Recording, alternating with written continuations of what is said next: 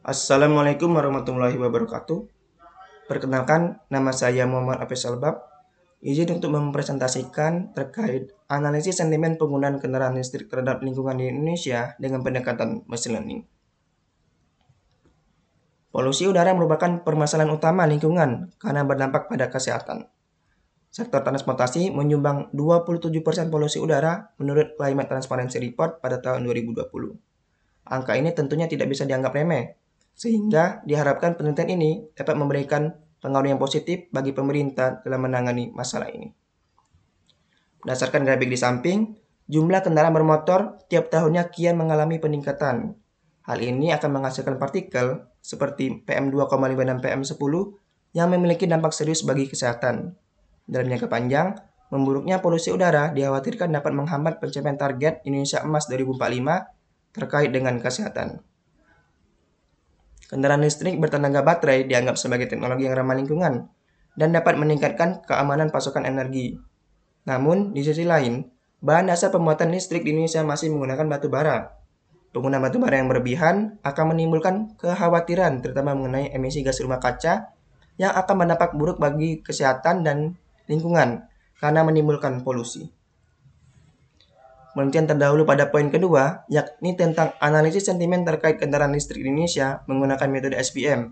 Pada poin kedua ini, hanya membahas masalah yang kompleks dan belum difokuskan pada masalah lingkungan. Sehingga, research gap pada penelitian kali ini, yaitu menganalisis sentimen kendaraan listrik yang difokuskan dampaknya untuk lingkungan, dengan membandingkan 3 metode, yaitu support vector mesin dengan kernel linear, polinomial, sigmoid, dan RBF, serta naive Bayes dan random forest. Selain itu, pada penelitian ini dilakukan metode SMOTE untuk mengatasi jumlah data imbalance. Tujuan penelitian untuk mengetahui apakah kendaraan listrik dapat menjadi alternatif transportasi yang menarik bagi pengguna kendaraan pribadi, mengurangi emisi dan polusi udara, serta mendukung peralihan ke energi hijau.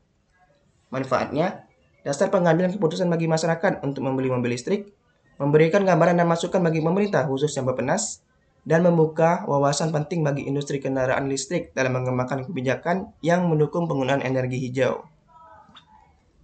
Tinjauan literatur text mining, data crawling, analisis sentimen, dan machine learning dapat dilihat pada paper terkait. Hubungan kendaraan listrik dan lingkungan, menurut Hu et al. Pada tahun 2021, menggunakan model Cohort 4 dalam menganalisis emisi kendaraan, menemukan bahwa electric vehicle atau kendaraan listrik memiliki potensi besar untuk mengurangi emisi kendaraan bermotor secara signifikan dan memperbaiki kualitas udara perkotaan di Shanghai.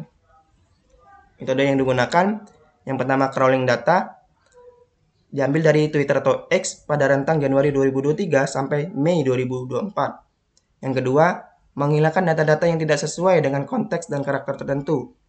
Sehingga dari data 1410 tweets berkurang menjadi 1010 tweets.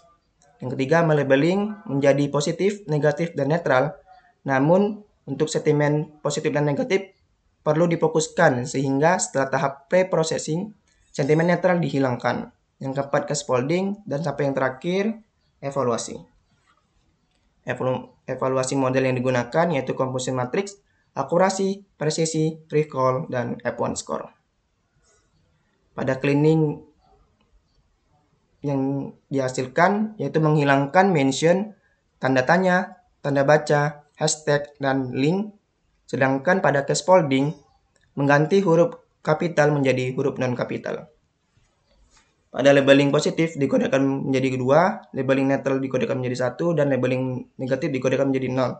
Sehingga dapat dilihat pada grafik tersebut terdapat imbalance data. Pada tahap tokenization, kalimat dikonversi menjadi kata-kata. Pada tahap filter stopwatch, kata-kata yang memiliki pengaruh yang tidak signifikan dihilangkan, serta pada tahap set timing, imbuhan dihilangkan. Visualisasi word cloud pada sentimen positif berwarna biru dan sentimen negatif berwarna merah. Sebelum SMOTE, terdapat 908 data yang dibagi menjadi data training 80% dan data testing 20%. Pada data training, jumlah sentimen positif sebesar 485 data dan sentimen negatif sebesar 241 data. Sesudah SMOTE, Jumlah sentimen positif dan negatif telah sama, yaitu berjumlah 485.